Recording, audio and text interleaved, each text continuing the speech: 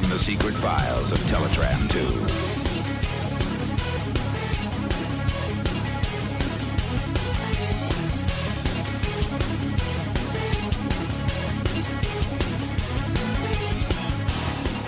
Hello everyone, and it is time for the files of Teletraan 2. It's time for Comic Talk. It's a big one this week, guys. We are in the home stretch of IDW's current continuity, which means that they are packing in every issue they can, because they have a lot to get through in a short period of time. So we have a lot of comics for the main show, and a fair amount for the extension. Whose fault is this, that we have 8 comics to do?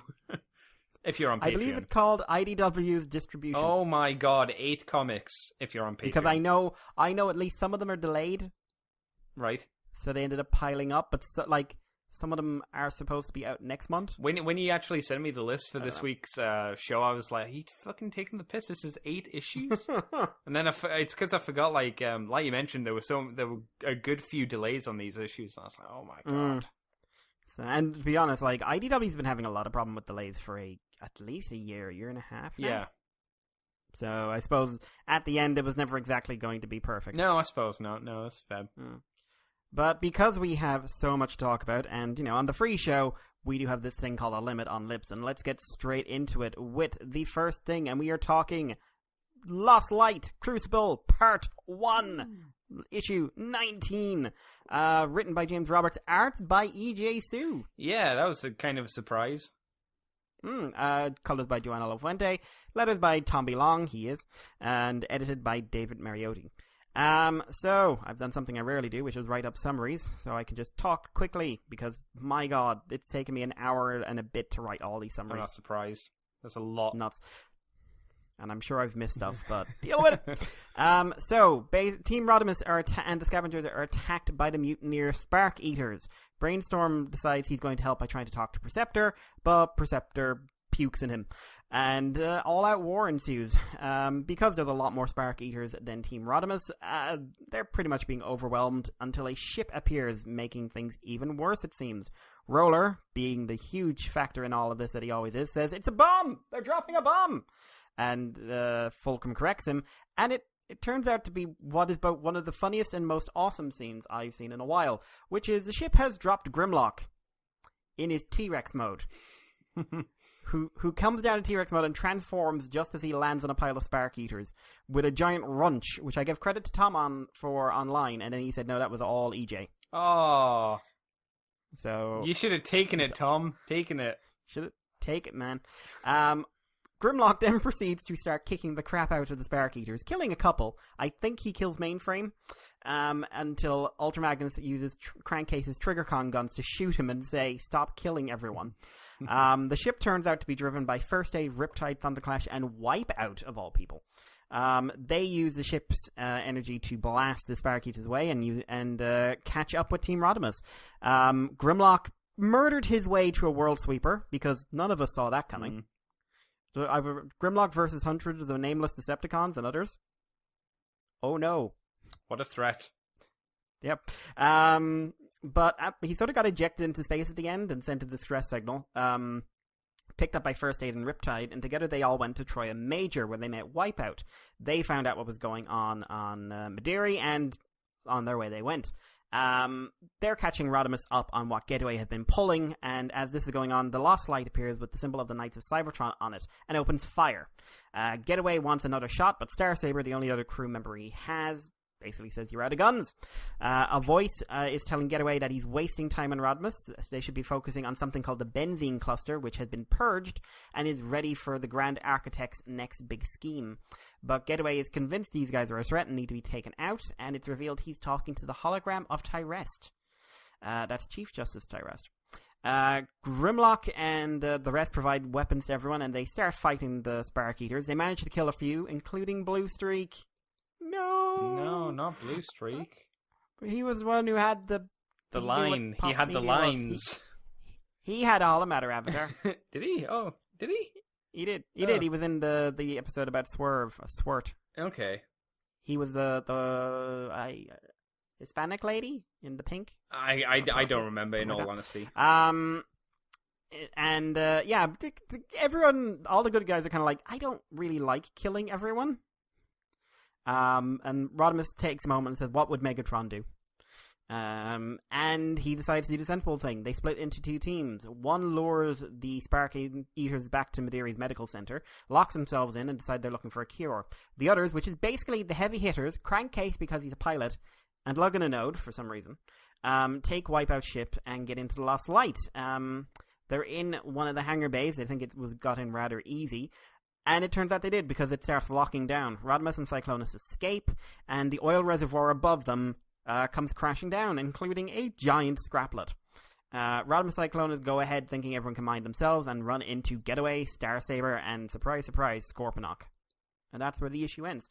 So, first off, the art, Andy. EJ Su, not going with any of the styles he's gone with before. No, he's trying to match the style that we've had for the rest of the run, which is not a bad idea, but I don't think plays to EJ Su's strengths.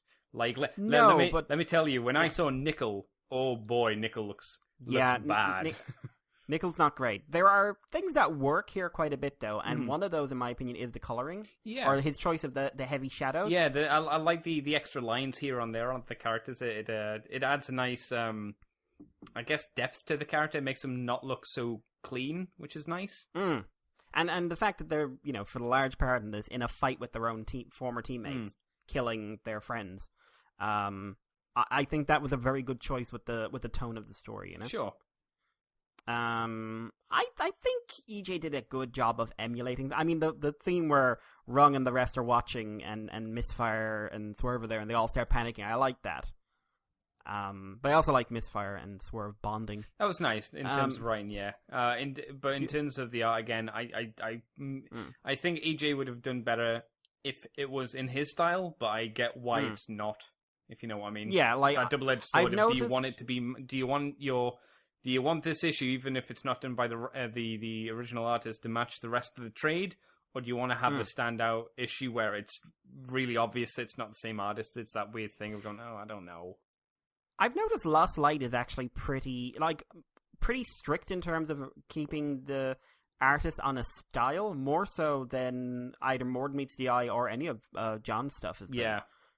I'm not sure I'd think that's a strength when you bring in other artists, though. I want them to come in doing their own stuff. Yeah. Like, I always said the problem with the ongoing was not that they had different artists doing different styles, it's that everyone was doing completely different designs. See, I think it might be okay if, like, a story arc had one art style and then another story arc had another style, because I do get, and I've said this before when I've read trades, just, other companies like Marvel and DC, when you hit an issue that's drastically different art style, it can really throw you out of the story. Yeah. So it's difficult. It is tricky. Oddly enough, I think DC suffers from it a lot more, because when they go drastically different art style, they go, my god, it's like, it's not even on the same thing. Yeah, you wonder if you're just reading a completely different comic at that point most of the time. I had that with a Flash book a while back where, what was it? It was like issue 9 of the new stuff, and it was just like, okay, good art, decent art so far, hit issue 9, how did this person get a job? Like, I know, damn, Mikey. Yeah, I rarely have that moment with Transformers art, but when DC has more questionable artists, I think. But yeah, let's get into the story. So this is the start of the endgame. What are your thoughts? I don't know. It felt rushed. Like, there's a lot of, like, you just have to accept that this has happened. Like, what happened with Grimlock? You have to accept that he jumped into space and he was picked up, and we don't need to see that. You need to accept that First Aid found a load of people and got the crew together. Same with Riptide. It's this whole just accept that this happened and you can move on. If you start questioning it, you start going, okay, maybe would have been good to see that, but we're on a tight schedule at the moment, so I don't know. The whole thing of them being spark eaters, we find out that that's just seems to be a thing to, again, kind of shunt that amount of cast out the way, if you know what I mean. It being the hollow avatar of Tyrus, okay, sure. He seems to be there.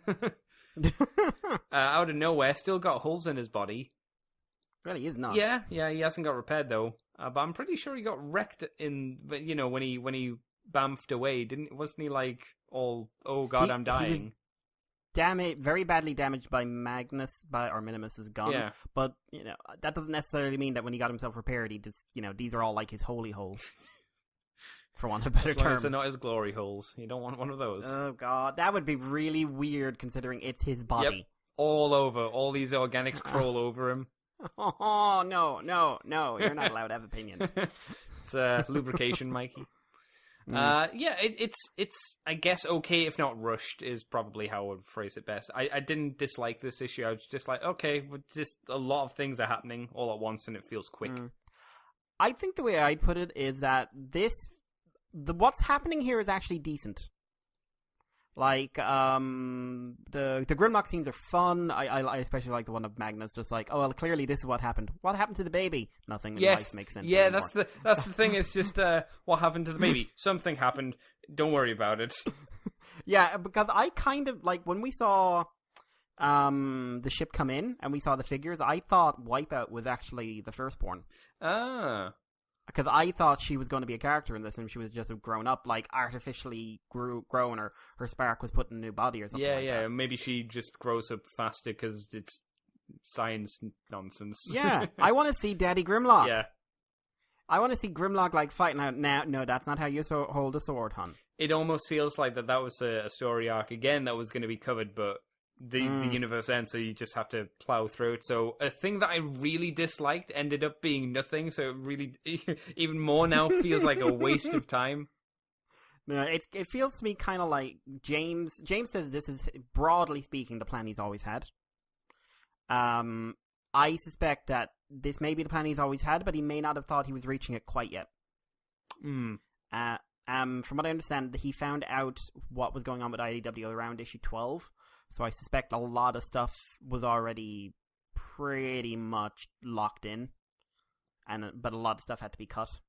We may have had more time with Team Rodimus than we had, which will tie into something that's said in a later issue. But I think the pacing is kind of what knocks this down a few pegs. Because, like, I like the fights. I like the fact the Spark Eater is like, do we kill them, do we not? I like Croc's little moment of just like, yeah, I killed a guy. He was going to eat your friend. Don't get mad at me for saving someone's life. Was I meant to be feeling bad for these characters dying? Because, again, I didn't feel like an emotional resonance with these guys getting killed off. One thing I definitely have to agree on is that the Spark Eaters are a thing to remove the rest of the Lost Light cast, so you can just focus on these guys. Yeah. I was glad to see Tyrest, although it does feel a little bit like, hey, all these last plot points that were major are coming back. Especially since if you didn't read the story at the end of the book, which a lot of people didn't. This must have been very confusing. Yeah, no, I was a little bit, what? Yeah, I liked Rodimus using his head. I like a lot of what's in here. It's just there's a lot in here. Too much, one could say. Too much in here. But there's all in all, I don't think it's bad. To be honest, my big takeaway is why is a Node and Lug in the boarding party? Oh, you know why they're there. But no, genuinely, I can't think of a story reason why. Story reason, there's no reason. But there's a reason why they're there. I'm just saying, it's Rodimus, Magnus, Thunderclash, Roller, Grimlock, Whirl, Drift, Cyclonus. Oh, the heavy hitters. And a Node and Lug. Oh, the people that aren't fighters. Okay. What? But there must be something they're supposed to provide for them. But here's the thing. We've read the next 2 issues. There isn't. No, not yet, anyway. I know I've been told that people think I'm a bit hard on a Node and Lug, and I would say I'm a bit hard on Lug. Yeah.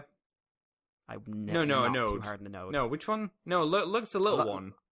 Yeah, Lug's the little one. Yeah, Node's the one that no one likes. No, I could see I could be too hard on Lug sometimes. The Node's just a terrible person. Yeah, like I said, we're getting through these fairly quick, just so we don't eat up too much time. And this is a rapid issue, so, what's your overall rating?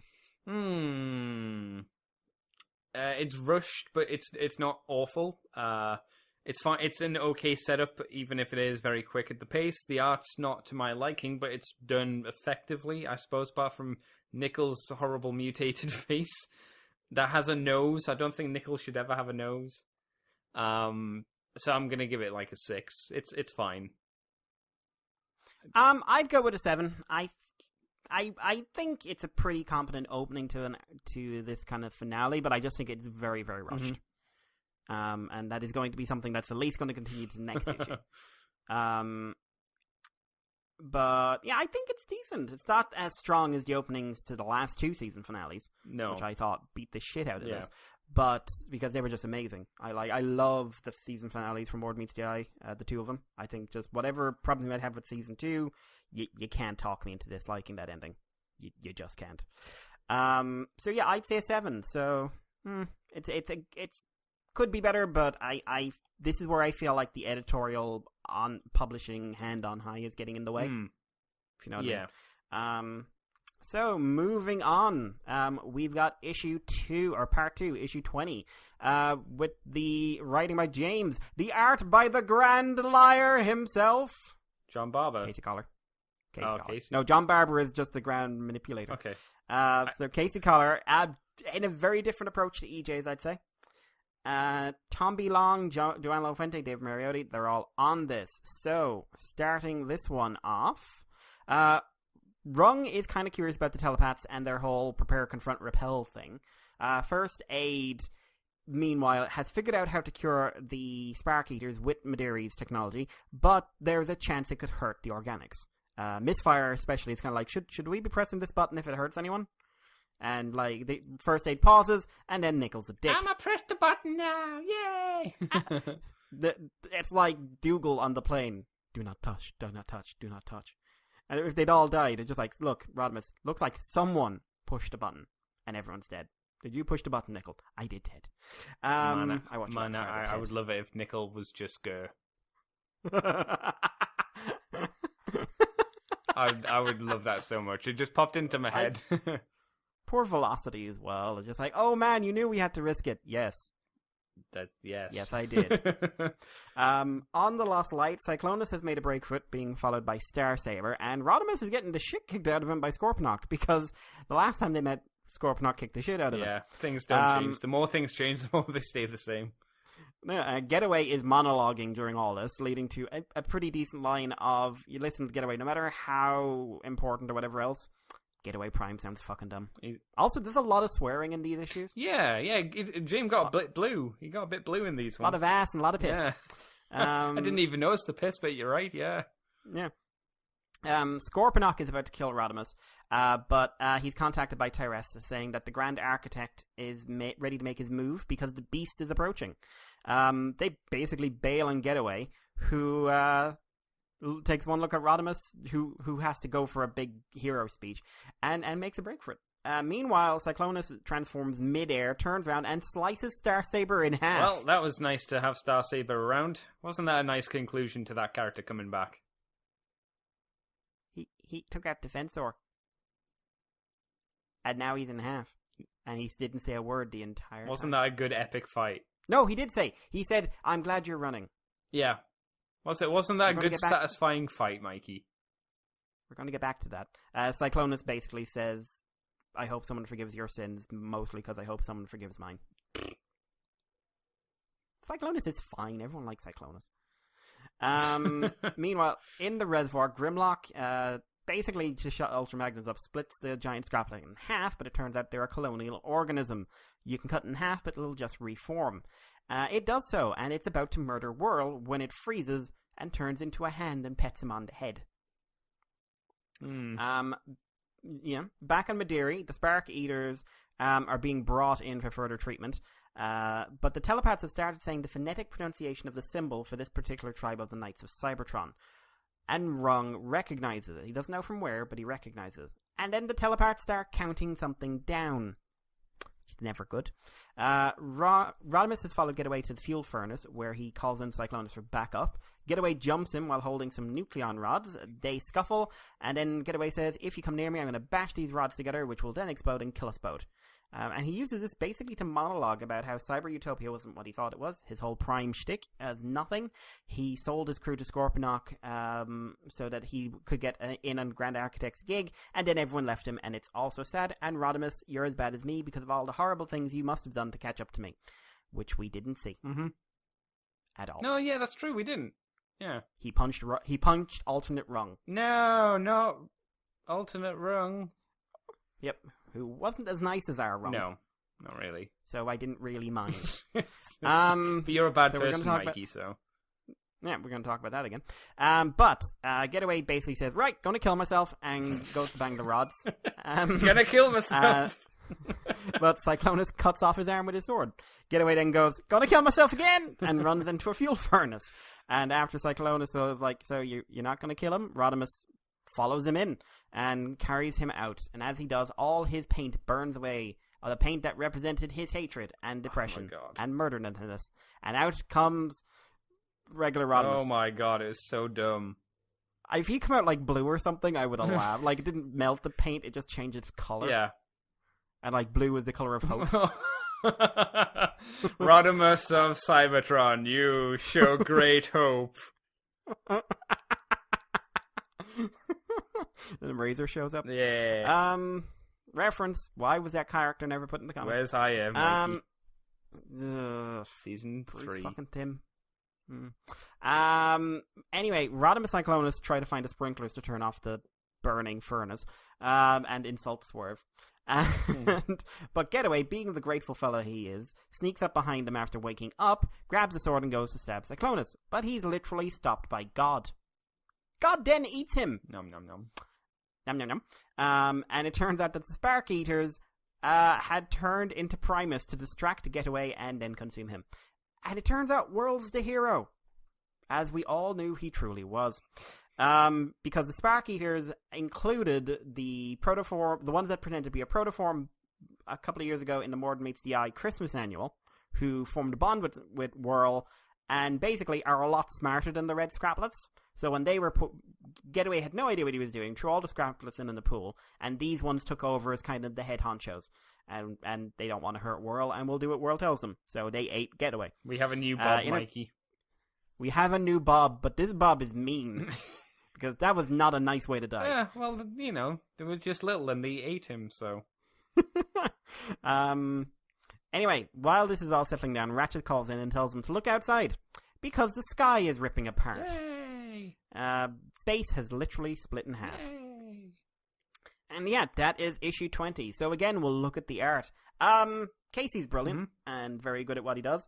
I think that he did a better job of EJC of marrying Needs to Be Lost Light with doing it my own way. Yes, very much so. I didn't know that it was somebody else. I thought we'd just gone back to the usual, back to Mr. Jack. But I think it's like you can tell the difference without wanting to insult Jack. You can tell the difference because all the proportions are steady and like. Consistent. Yes, now that you mentioned it, I'm looking at the art from page to page, just going, oh yeah, okay, yeah. And the faces are quite different. Yes, yeah. Apparently, Casey draws with a ruler, like a madman. Yeah, I would not want to draw a comic page with a ruler. My God, do you sleep? Do you? This explains why he was never on an ongoing then. Because he has to use the ruler. Yeah, because he would have died otherwise. But yeah, I thought it was good. Like, I love Casey's stuff. Yeah, all solid, aside, yeah. But yeah, like, okay, so this issue again, rapid. Yes, was not expecting the resolution of the Getaway storyline that fast. Kind of assumed Getaway would be a thing for a good long while yet. Yeah, we fixed them Spark Eaters too, Mikey. Yeah, and killed Star Saber. Yep. Oh my God. And basically, it looks like the book is shifting to the Grand Architect, so this feels like those last two were literally about removing all the plot points from before. Yeah, very much so. It's tidying up all the loose ends. Okay, so nothing is badly written here. Nothing annoys me apart from but the speed of it. Mm-hmm. Like, Star Saber gets nothing. No. And he's split in half. Especially after the big hee-haw, hoo-ha, if you like, when they brought him back. And you're like, oh shit, we're gonna, after so long, of having no Star Saber, we were going to get something cool for Star Saber. We got nothing. Like you said, he beats up Defensor, and that was his purpose for coming back, seemingly. Yeah. This is me wondering, but James takes notice of the fandom. Mm-hmm. Star Saber is not very popular with what I'd say is the vocal side of the Lost Light. Oh, you mean Dave? God damn it, Dave. Yeah. So I'm wondering if that had something to do with it, but that's just blind speculation. Maybe. I mean, like, the getaway stuff is interesting, but the pacing is all off, in my opinion. Yeah. It's none of it's bad. Literally, there's nothing in here that aggravates me. And believe me, we're going to get to a couple. But it's not. It just rushed. Very rushed. I mean, especially, it also highlighted some of the problems with the main series, like going, Rodimus, oh, you're just like me. What horrible things have you done? We've literally seen him do nothing. To catch up to you, he the worst thing he did was use a dead guy's corpse. He was dead, so is it really that bad? Yep. He's not using that body corpse anymore. So I'd ride inside you, Mikey, if you were dead. I would ask you to. I'd wear you like a skin suit. Yeah. With my head poking out from your mouth.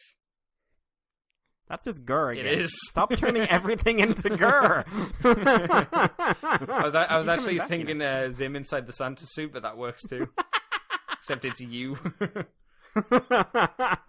Yeah, but then I'd take over. I'd be like, but Jesus, look at the dinosaurs. And your parents wouldn't know. Yeah. Oh, that was a great episode. Mini Moose. But yeah, just Rush. I did like I kind of super dug how he died. Who? Because Getaway. Oh, okay. Because I love the idea that the Scraplets went, oh, he's a dick. He wants God to confirm him. I'm going to have God eat him. Wasn't there the thing that they suggested that the reason they did that was because of the proximity to the planet, and it shows the Mercy killing thing. They interface with how would Getaway want to die. And obviously, I don't think it went quite as he would have wanted. No, not exactly. It's quite a brutal looking scene as well. I think I would have preferred Alex to do it, because I think Alex would have made it look a lot worse, and painful. Lot more blood. Yeah, and I think I would have preferred that, especially since I think he deserves This is the kind of death he deserves, but it was over quite quickly, and there wasn't enough suffering. You wanted just a page of him writhing. Oh yeah, like him scratching at his eyes, and his eye falls out, but it's still covered in scraplets as it's being devoured. As they then run back onto his feet and start eating his feet. The thing, do you ever see recolors of Alex's pages where the Energon is colored like blood? No. It really highlights the fact that you would never get this book out if they were humans. There was people's... Because, there's scenes where eyes are flying all over the place and bits of brain and everything else, and you're just like, if this was red, IDW would get, banned from the shelves. Good times. It's amazing what turning everything pink does for that. Yeah. That's kind of my overriding thought on this. I liked most all of the content, with one notable exception in Star Saber, but it's very quick. And it feels like it's, okay, we want to get this out of the way because we've got something else I've been planning to end this book on. Yeah, I think that's a big reason that I didn't like this. I didn't like the Star Saber rush, but I really fucking hated Rodimus coming out in his normal color scheme, because symbolism. It's not even good symbolism, though. It felt like here's a big stop sign, Mikey. I'm going to beat you in the face with it. Do you get how subtle this is? Do you get it? It's a stop sign, and I'm hitting you with it until you stop. That's the kind of subtlety we're working with here. I'm like, oh my god. Do you know what's weird? I'd gotten used to his new colors. Yeah, I mean, I didn't hate them, but it's like, okay. Yeah, I prefer his old colors, but I did get used to them. But why did it only burn off these colors, though, and not the other ones? The other ones are painted on. Right. And it only took off one layer, and then it couldn't take off the inherent layer. Uh-huh.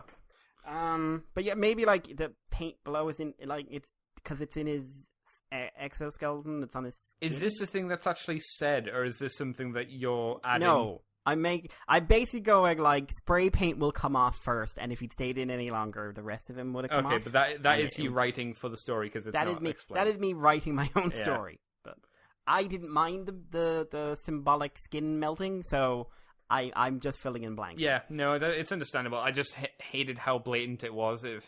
It felt very, as I described it to you, like a high school kind of writing essay, and they're like, "Yeah, look at this," and I'm like, "Oh yeah," I'm a teacher, and I'm like, "Oh my god, yeah, okay, we're in high school, so I'll give you a B.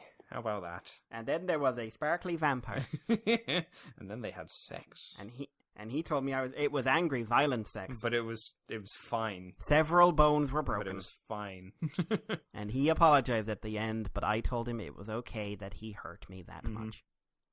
That doesn't sound dodgy at all. Not at all. But no, apart from that, it's just too quick. It's not. It didn't feel satisfying as I was reading it. Yeah. Anything else you want to say in it? I don't think so. I think it was pretty. It was nice to look at, I guess. Yeah. In that case, Andy, what is your rating? And again, people, yes, we are rushing through this. 8 fucking issues. Probably because of the speed. It was fast last time. It's fast this time, but we had bad resolutions, I would say, or very unsatisfying resolutions. I'm going to go to a 5, but it wouldn't. If someone said you should go lower, I could easily go to a 4. But I think that would only be if I talked with more people who hated this. So a 5 at the moment. Yeah, I'm leaning towards the 6. Okay. I think the content is about as good as the last issue. Okay. But it's those bits. It's that Cyclonus just offing Star Saber. It's a very rapid resolution of Getaway. It's the Spark Eaters being rapidly resolved and, broadly speaking, removed from the story. Yeah. Because of what happened in the next issue. It's this very, very quick resolution of all the stuff that's been building since Season 2. Excuse me. So they can get on to the Grand Architect storyline. Which I feel probably could have done with more build-up than it got. Yeah, I think so. Because that storyline has been mostly like the word Grand Architect spoken and Scorponok doing something that is not related to the Grand Architect at all. You know what this feels like? It feels like Season 2 of DS9 and then just jumping into like Season 5 of DS9. Where Season 2 of DS9, they say like, "Oh, we were pushed off our planet by some force that we don't know called the Dominion," and then the next issue is the Dominion wars are happening, and you're like, whoa, oh, this is not how you do build-up. You don't go from 0 to 60. Yeah, it really did. In that case, let's get on to issue 21, which has the same creative team, but the return of Jack Lawrence. In the space above Madiri has opened, and Team Rodimus is bringing the former Spark Eaters aboard the Lost Light. Perceptor is just conscious enough to apologize, but Rodimus says, "Shut up, you're forgiven. Get in the tubes," because they're being put in stasis for the foreseeable. The telepaths are also brought on board, and Rewind is distracted by an orb that appears out of nowhere next to the ship. He wants to touch it because Rewind's an idiot, and Rung stops him, saying it's a geobomb and stop touching things. Everyone gets on board the Lost Light, and Crankcase is given the job of piloting them away. Unfortunately, it turns out that a giant rift in the sky has a stronger gravitational pull, and pulls the ship in. On the other side of the rift, we have the Benzene Cluster, where a World Sweeper fleet, a very big one, belonging to the Grand Architect, is making ready. The Architect himself is undergoing some sort of body modification, being carried out by Flame, including possibly having his voice changed, but they never get around to it because Scorponok and Tyrese radio in. Scorponok confirms the geobomb is in place and it will shunt Madiri through the rift. He's a bit dubious about the Grand Architect not really talking to them much, and they don't know who he is and what his plan is, but Tyrese is a bit more forgiving in general. But it's also shown that Tyrese can't detect the enemy the Architect is preparing for, whoever this enemy is. The Lost Light emerges from the rift, and they discover that the cluster has basically been swept of all its normal planets, and instead there are 5 Cybertrons. Presumably the planets we saw back in More Than Meets the Eye Season 1, when Skids went through the portal. They set down on the nearest one, and it apparently is a perfect match for Cybertron as it was. to the point where Cyclonus has a moment, because he has a thing about these things. But before they can all settle in, the Black Blocks and Consortia shows up and surrounds them, followed by by the Grand Architect's flagship. He says, shoot them all. And Rodimus then, but after Nautica says the symbol for the Knights of Cybertron out loud, phonetically rather, he says, okay, I'm curious. Some of you can come on your ship and I'll murder the rest. And the Magnificence, without being asked, just yells, Rodimus, Ratchet, Rung, and Tailgate. Rodimus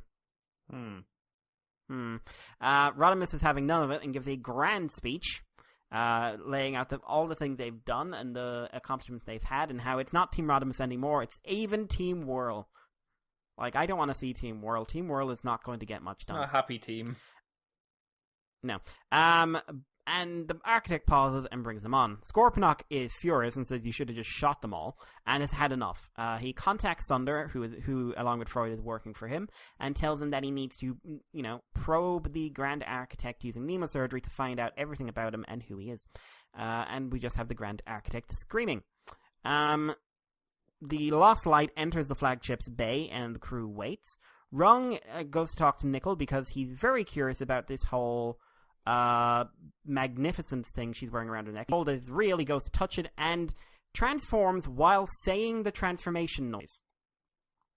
And after he changes, Swerve and Rewind say it's weird because they all feel a lot younger. Madiri is brought through the rift, and the rift seals. Freud and Thunder then enter in handcuffs, and Freud reveals that the Architect had infiltrated and taken over the Black Block Consortia, used it to fight the Galactic Council. I've lost Andy. Galactic Council... Where are they? Galactic Council, used the Black Block Consortia to fight the Galactic Council in the Bending Cluster, wipe out its solar system, and then made 5 artificial Cybertrons with the mold, presumably from the Necro world, and used it to form the God Gun. The what? God Gun. Are we watching a Japanese anime? God the Gun! God the Ju. But Rewind reveals that there was a legend in Cybertron that if, under the right circumstances, it could convert starlight into energy and basically be a giant cannon. Cammy Daddy Gun. Yep. But real planet got fooked over in the war, so they never were able to test it. But it turns out it works, and with 5 of these things, you can basically shoot the universe. Okay. Are we now watching Gurren Lagann? Are we now reading DC just before its latest crisis event?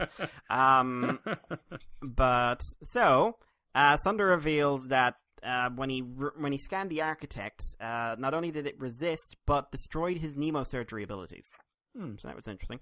Anyway, Scorponok powers up the God Gun and fires it, punching a hole in a dimensional wall. He's very dubious about all this because he doesn't see any enemy, but the Architect says that millions of years ago he was sent into the future by the Warren to this very moment, when an enemy of unimaginable danger would appear, and he traveled back in time to repair, and his plan is to banish the enemy into another universe and save this one. But then Tyrest detects an energy flare on the other side of the rift. Scorponok realizes that the enemy was on the other universe the whole time, and the Architect just invited them in. No! He starts having a flip out, but the Architect had been running here the whole time! My God. And he stabs Scorponok in the back for the thunder attack. God! And it's Farmer! Da-da-dum. That doesn't make any sense! Doesn't it? No! But we're getting to that. Scorponok's dead, because he gets stabbed in the back and then sliced in half. There's a lot of that going on in these books. But a fleet of ships comes through the rift, including a second Lost Light. And Rodimus and Ultra Magnus get a phone call, and that phone call just says, hello. And they have a very telling you moment. And they are told, well, were you expecting someone else? As we cut to the inside of the ship, and with a hand placed rather interestingly over his chest and a big gun in his arm, Megatron's back. What a surprise! I have things to say about that particular thing. I want you to tell me these things that you want to say. We will wait. We will talk about the main issue. We will talk about the main issue because basically from the start of this, I was basically assuming Megatron was coming in one way or the other. I actually was convinced he was the Grand Architect. Yes, I was thinking that, just from the shape of the chin in the shadows. Still not actually sure he's not, but we'll get to that. Oh no. So, I have a rant. I have a fucking rant. So, Andy, general perceptions on this issue. The God Gun.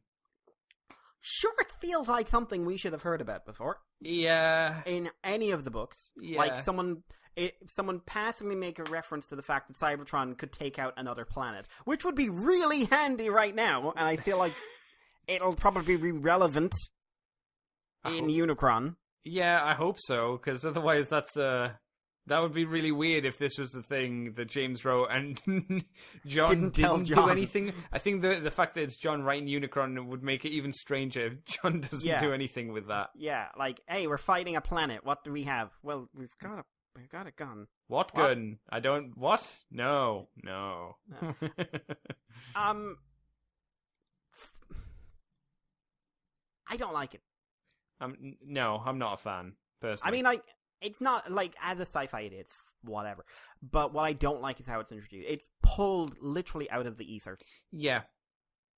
As things have been wrapped up very quickly, this has just been shunted in very quickly. Yeah, there's never been a single bit of build-up that I can find anywhere in Lost Light, more than meets the eye, for the idea that Cybertron is a canon. Yeah. You know what we needed in Lost Light? We needed an issue with, even though I'm not a fan of his artwork, we needed a Livio issue to have the explanation of those worlds being formed in the big hollow planet and talking about the canon, the god canon, you know, that kind of stuff. Where was our Livio backstory? Yeah, like, I'm not a fan, as I've said many a time, I'm not a fan of his artwork, but it seems like that is a necessary issue to hopefully fill in some of these potholes, shall we say? Yeah. Where was our moment of just like in Shockwave going, I made it a gun, you know? Yeah. It would still be right out of his ass, but you'd be like, okay, fair enough. The thing is, Shockwave pulls it out of his arse. You believe it? Yeah. At this point, because he's done all the stupid stuff, you'd be like, yeah, okay, fair enough. Also, the inclusion of the Black Block Consortia feels like we've been talking about these guys for years and we've never actually shown them. Any further thoughts on the issue? Because there's a few points I think that are worth it, like, that are cool. Right. That are good, but I just want to see if there's anything else you want to talk about. Farmer. He came in, so he's the Grand Architect? Okay, I'm going to ask you. Do you think that Pharma is the ultimate evil of the Lost Light? No, but then again, I didn't put a huge amount of thought into it once I finished the issue. Just went, okay. Why was he asking to be changed? You know? Why is he millions of years old? Yeah, another thing. And wouldn't Tyrest have recognized his voice because they make a point of saying he hasn't changed it yet? Yeah. You would have thought so. What does Flame know that no one else does? Why does Flame know that no one else does? Rung kind of transforms and no one talks about that. I like the moments. The moments of him transforming, that's fine. But just think, he transforms and then what happens? No one in that prison cell talks about, oh shit, Rung transformed. I mean, he has done it before, he just never does. Yeah, but I suppose that's the thing. He involuntarily did, and then said, That my issue is the next thing. It's just hurried past and rushed past, and then we've got Sunder and those guys coming in. It's not like Rodimus going, "What the fuck?" It's just like, Run, transforming again. What a silly Billy. Also, it turns out they don't actually have 4 issues to wrap this up. They've got 3 in an epilogue. Isn't the last issue thing like a really big issue though? Yeah. So hopefully there will be story stuff in there, but I don't know. Like a lot of stuff in here again, I like. That's the thing; these are all good points, but it's going by so fast. Like Rodimus forgiving everyone, that felt like it needed another like conversation. Oh man, that comes out of his ass. That's it. I get the idea. Like, regular Rodimus, he's gotten past it, but like why is Madiri here? Obviously, that's a mystery for later. It's just a lot of the cast just kind of falls away for this. Yeah. And hey, we get to see Roller with a little drug box. Oh yeah. What do you think of Scorponok's whole bit in this? He was there. I mean, it makes sense he's the one who would resist this whole thing. But he doesn't really resist it. Not that much. He just kind of has a thing where he's like, there's a plan here. This was a stupid plan. Yeah. You haven't told us anything about the plan. And I just shot the universe. Yeah, let's find out about this guy. Oh, it didn't pan out. Oh, I guess he didn't find out that it was me behind this. Oh, I'm lucky. That was really bad lying on his part, by the way. Which part? I can't imagine why Thunder would do that. Oh, yeah, that. Ugh. That was bad lying, Sorponok. Yeah, it's just like, ooh, I like to imagine Tyrus was just there rubbing his temples going, oh dear. Just drilling more, just like, it'll make him go away. I still find it weird, Scorponok with fingers, I should say. Yeah, I will also say, what were the ships called? Which ones? The Decepticon insignia ships. Oh, the World Sweepers. The World Sweepers look stupid. They've always looked stupid, and a fleet of them look ridiculous. But one's green. Yeah. Especially when you consider what the fleets look like that Alex has been drawn in Unicron. Yeah. You know, yeah, that looks like a proper space fleet. This just looks stupid, in my opinion.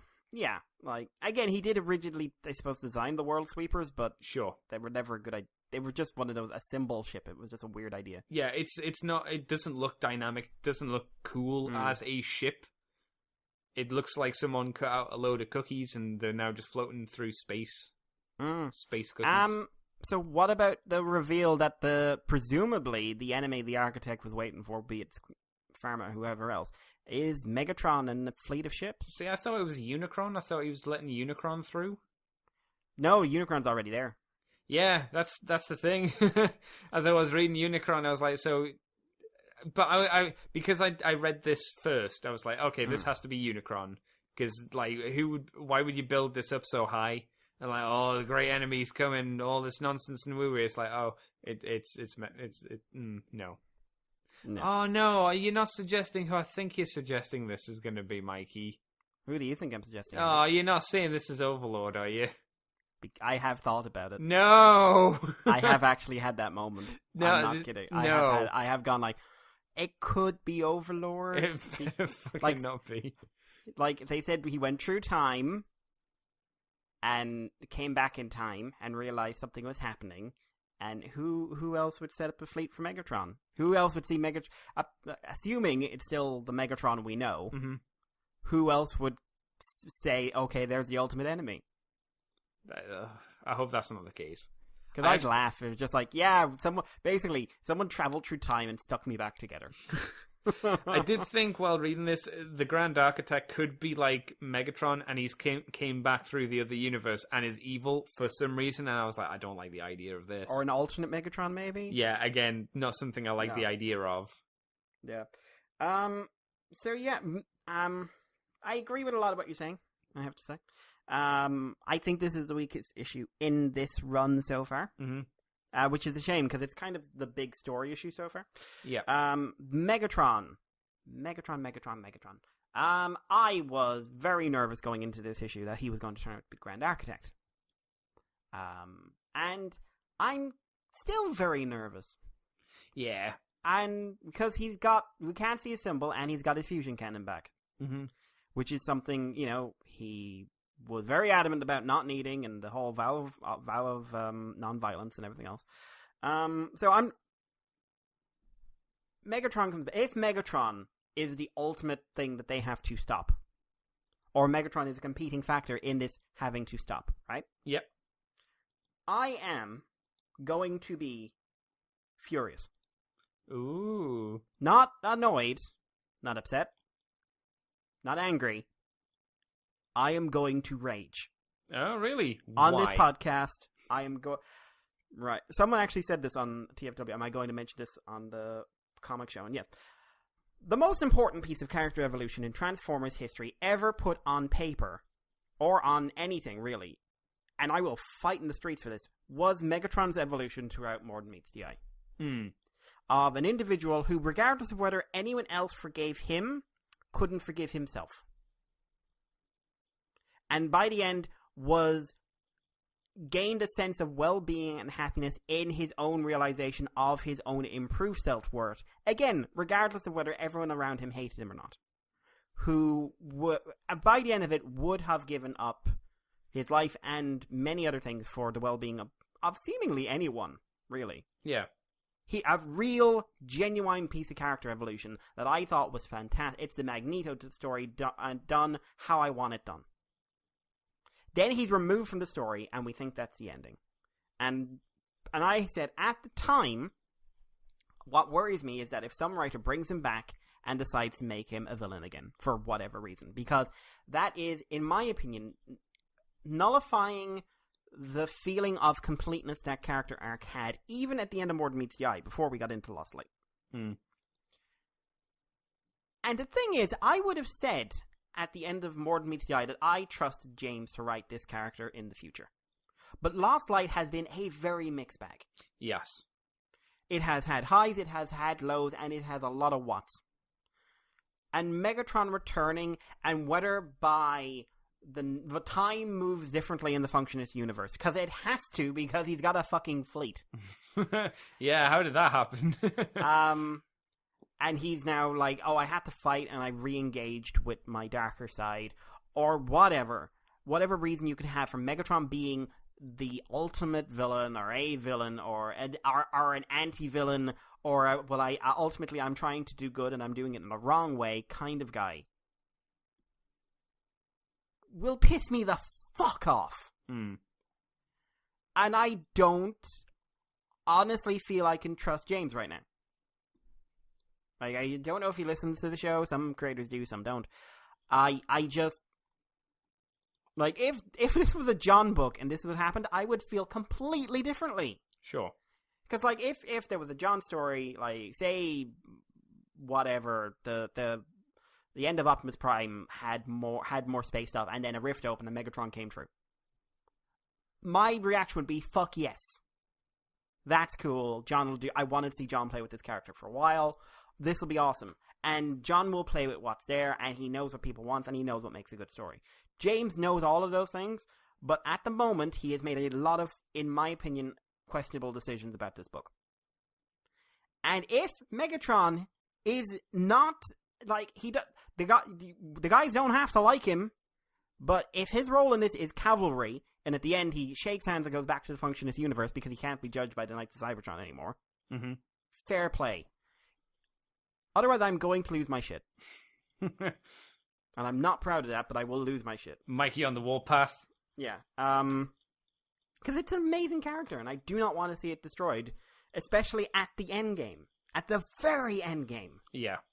The last chance you have not to fuck it up. Anyway, Andy, what's your rating on this one? I'm gonna grab the 4. It's my least favorite of the 3, and I clearly wasn't a big fan of any of it. Especially with the potential of, like you say, where it could go. It might be fine, it might not be. I'm not marking it just because of where it could go. But again, it's not very well paced. And I felt nothing while reading it. There was no like, oh yeah, kind of moment. It was just like, okay. I'll give it a 6. Large because I think the pacing is very, very quick, but I don't feel it's as rushed as the last issue. Mm-hmm. But it does have some very clear stuff I'm not crazy about, like the God Gun or the random ass farmer reveal. So I'm going to it 6, and I'm not going to rate it on that last page at all because my feelings are too conflicted. So that last page reveal is taken out of this equation for me. We'll say this issue is getting rave reviews. Is it?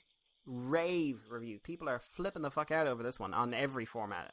Every website I've read has given this a 4 out of 5, a 9 out of 10. Like, people are loving this. It's good people are enjoying it, I suppose. Yeah, we're maybe clearly we not are the problem. To be fair, Mikey, I've always said we're the problem. But I don't know. I feel it's telling that our marks are, like, my marks are holding steady for 2 issues, but it has gone down from the first one. Mm-hmm. So far, this resolution is not wowing me. Right. And like I said, the previous resolutions, they pretty much wowed me. They still do, actually, when I reread them. Yeah. They hold up very well. Maybe this will be one of those ones that read better in trade. Maybe. It's hard to say. Wait for the ending. Yeah. But that is Lost Light, as we continue to plow on. Optimus Prime 20. Bumblebee remembers how he met Orion and how the Super Cop was in a period of increased disillusionment and aggression. Bumblebee stayed with him anyway because he ultimately believed in him, and when they took out Zeta, he felt he was proven right. He also reveals that he's been trapped in infraspace since his death, and he welcomes Optimus when he comes through after being dropped in there by Shockwave the Dick. Optimus wonders if they've lost, although Optimus has a moment here of just like, oh, for fuck's... No, it's fine. Everything's fine. There are people out there. It's fine. Nothing's... Oh! Nothing's wrong. Can I just get a fucking break? And Bumblebee's like, hey, Optimus, cheering up because I'm on my own and stuck here, but now I'm with you and we're stuck here. Just be fine. No problem. No problem. Yeah. Meanwhile, RC... Blessed RC is both kicking the shit and getting the shit kicked out of her. As she's basically going up against the Maximals who are swarming her and kind of hoping just to land on her enough to weigh her down. Eventually, the Optimus Primal and Megatron Maximals manage to get her chained up. And Maximo reveals that these guys are called Maximals because they're his. Maximals. Boo! Yeah, dick. And also, they are definitely not Eukaryotes. They're something else. But we're not revealed what. It turns out that Maximo was ordered not to hurt RC and to bring her to Shockwave, but he's hoping he'll have a chance to kill her anyway. Meanwhile, Shockwave, being Shockwave, is standing on the corpse of the Metro Titan and watching the battle between Victoria and Devastator. Meanwhile, Jetfire and Aileron have arrived at the Singularity while watching all of this madness ensue. And Jetfire is really confused because A, Shockwave's alive, despite Aileron going like, is he bad? Or is he like bad? And Jetfire's like, oh no, he tried to kill the universe. Oh, bad. Yeah, that's pretty bad. That's pretty bad. And Jetfire is kind of confused because Shockwave's never had that kind of firepower that he used in Metro Titan before. Meanwhile, Cybertron itself is utterly chaotic. The Council cannot agree on anything. And Soundwave is currently in hiding following the reveal that he murdered Horrible. With Needlenose standing next to him, telling him he is the worst person who ever lived. Yay! But then they see a bunch of Decepticons who are panicking, and Starscream walks through them. And at first he's like, I just want to go home. And then they start talking to him. And people really should know better than that. And they basically say, listen, you're a horrible person, but we all expect you to fuck up. Windblade, we kind of expected to do better, and things aren't going well. And Soundwave is just like, no, not him in charge, because Starscream is kind of coming back into his own after getting it kicked in the dick a few times. And Soundwave ain't happy. Back in infraspace, Bumblebee explains that he's been talking to Starscream this whole time and is able to form sort of a projection of the true form of Starscream from the matter around them. Prime realizes that nothing in this world is physical and everything's a concept, so you're able to make that because it's an idea. And they talk a bit about the religious side of things and the importance of the Matrix. And then Prime realizes that the Matrix is an idea. And here, ideas have power. So he decides he has a plan to escape, and the Matrix starts to glow. In the real world, Shockwave has caught up to Jetfire and Aileron, holding a vial of poisoned energon and pointing a gun at them, and is saying he has a grand, awe-inspiring plan, and Jetfire is going to help out. Also, I forgot to do the art because my internet crashed a while ago and I lost the page up, so give me a second. Not you.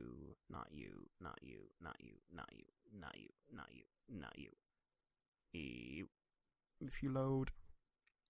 So yeah, the art is by Kay, written by John. Casey did some work on pages 14 to 19, and colored by Josh Burcham, lettered by Tom B. Long, and edited by David. I got there eventually. Andy! Yes! Thoughts on that issue? I don't like the rollback of Starscream. I don't think anyone does, in all honesty. I feel, especially since we had a slight rollback with him like, oh, you're the chosen one. Oh, no, you're not. And it's like, okay, maybe this is going to cement Starscream. And then we've gone right back to, no, Starscream's going back to being a dick again. So we've had this kind of up and down, and I preferred him when he was on the down, because it felt like that was his character cycle. Finally, he'd hit rock bottom, and now we're kind of going back into Starscream's going to be a dick again. Yeah, I will say like there's some stuff in Unicron that suggests there's some layers to this. Yes. But within the context of this issue, it is kind of like, do we have to? Again. We get it, he's an asshole, but the easiest story to tell in the world is that Starscream's an asshole. Yeah, and we've been telling that story for a good while now. A good few years at this point. I wonder if this would have been different if Margaret had stayed around. Yes. Yeah, it could have been. If Chilala 1 had continued with its new